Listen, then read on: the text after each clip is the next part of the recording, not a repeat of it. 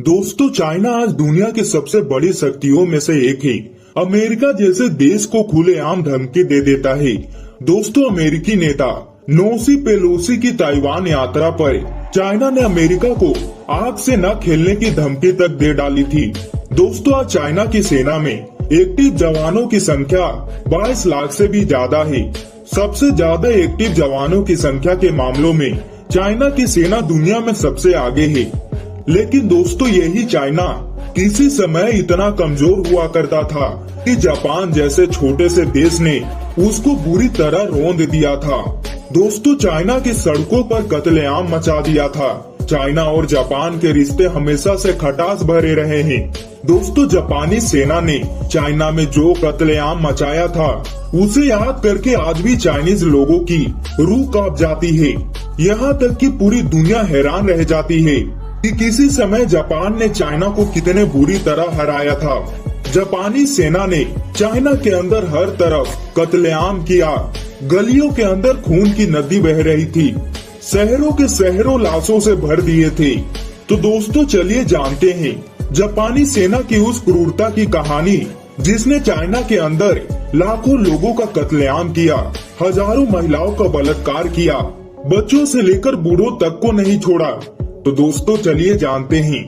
दोस्तों, वीडियो में आगे बढ़ने से पहले वीडियो को लाइक और चैनल को सब्सक्राइब करके बेल आइकन को ऑल जरूर करिएगा। दोस्तों, आज जब चाइना दुनिया की एक बड़ी ताकत बन चुका है, खुलेआम अमेरिका को धमकी दे रहा है, ताइवान को जंग के लिए ललकारता रहता है, यहाँ तक कि भारत में भी घुसपैठ करते रहता है। लेकिन दोस्तों, इतिहास को उठाकर भी देखना जरूरी है। जब छोटे से देश जापान ने चाइना में कत्लेआम मचा दिया था। चाइना और जापान के बीच पहली लड़ाई 1 अगस्त 1894 से 17 अप्रैल 1895 तक चला था। उस समय जापान और चाइना दोनों ही जगह राजशाही थी। इस लड़ाई की वजह कोरिया बना था। आखिरकार समझौते के बाद ये जंग खत्म हुई।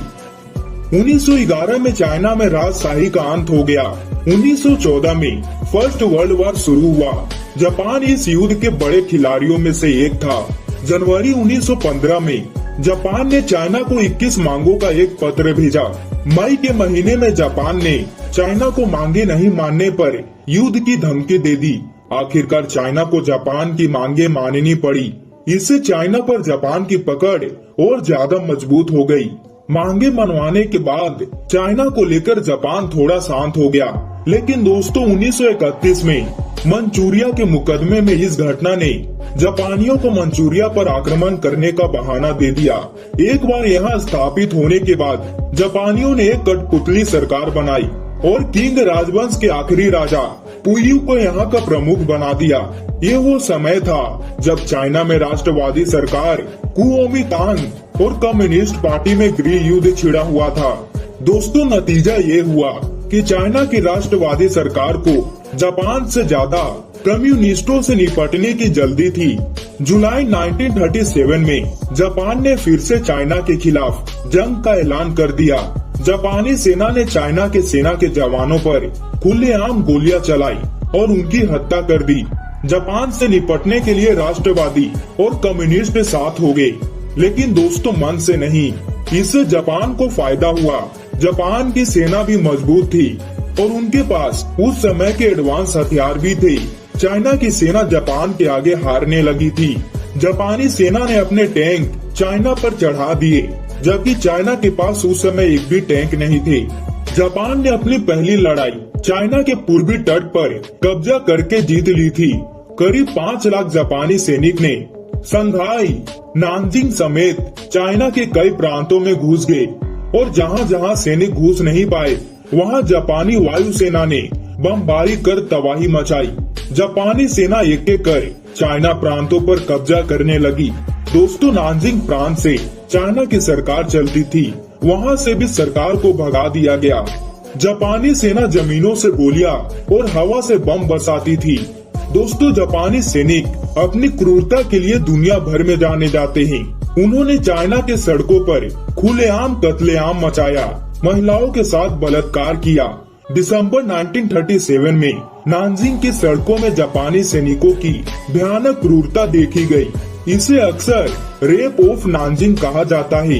ऐसा अनुमान है कि उस समय नानजिंग में जापानी सैनिकों ने 3 लाख से ज्यादा लोगों की हत्या कर दी थी और इनमें से ज्यादातर लोग आम नागरिक थे। दोस्तों, कुछ रिपोर्ट में दावा किया जाता है कि उस समय जापानी सैनिक ने चाइना नागरिकों को जिंदा दफना दिया था। सैकड़ों हजारों लोगों की मशीन गन से हत्या कर दी। उस समय जापानी सैनिक चीनी महिलाओं को कंफर्ट वुमन कहकर अपने साथ ले जाते थे और उनके साथ बलात्कार करते थे। चाइना को उस समय सोवियत संघ का समर्थन जरूर था, लेकिन जापान की सेना के आगे सब कमजोर थे। जापानी सैनिक ने लाखों चीनी नागरिकों को मौत के घाट उतार दिया था। इतना ही नहीं, कुछ रिपोर्ट बताती है कि जापानियों ने चाइना में एक सीक्रेट बेस भी बनाया था, जहां इंसानों पर बायोलॉजिकल और केमिकल टेस्ट किए जाते थे। कैदियों को चेचक, हैजा, टाइफाइड जैसी बीमारियों के इंजेक्शन दिए जाते थे। उन पर रिसर्च किया जाता था कि एक इंसान बिना खाए कब तक जिंदा रह सकता है और कितनी सर्दी सह सकता है। जापानी सैनिक सबको मारो, सबको लूटो, सबको नष्ट कर दो जैसे नारे देते थे। जापानी सेना चाइना को बुरी तरह तबाह कर चुकी थी। 1939 में दुनिया में दूसरा विश्व युद्ध शुरू हो गया। अमेरिका भी इस जंग में कूद गया। इससे चाइना को मदद मिली। चाइना जापान के खिलाफ जंग के मैदान में मिला। अमेरिका ने चाइना को सैन्य मदद की। जापान के खिलाफ अमेरिका, ब्रिटेन और रशिया जैसे शक्तियां साथ आ गई थी। दोस्तों, अगस्त 1945 में अमेरिका ने जापान के हिरोशिमा और नागासाकी पर परमाणु हमला कर दिया। जापान कमजोर हो चुका था। रशियन सेना ने मंचूरिया में जापानियों को सरेंडर करने को मजबूर कर दिया था। चाइना में भी जापानी सेना और राष्ट्रवादी सरकार को घुटने टेकने पड़े। आखिरकार चाइना जापान की ये जंग खत्म हुई और जापान अपनी क्रूरता के विचारों से बाहर आ गया। तो दोस्तों, ये थी जापान की पूरी कहानी, जिसने चाइना को पूरी तरह रौंद कर रख दिया था। दोस्तों, जापानी सेना की इस क्रूरता के बारे में आप क्या कहना चाहेंगे? कमेंट में जरूर बताइएगा। और दोस्तों, वीडियो को लाइक और चैनल को सब्सक्राइब करके बेल आइकन को जरूर करिएगा, ताकि हमारी ऐसे नॉलेजेबल वीडियो सबसे पहले आप तक पहुंच पाए।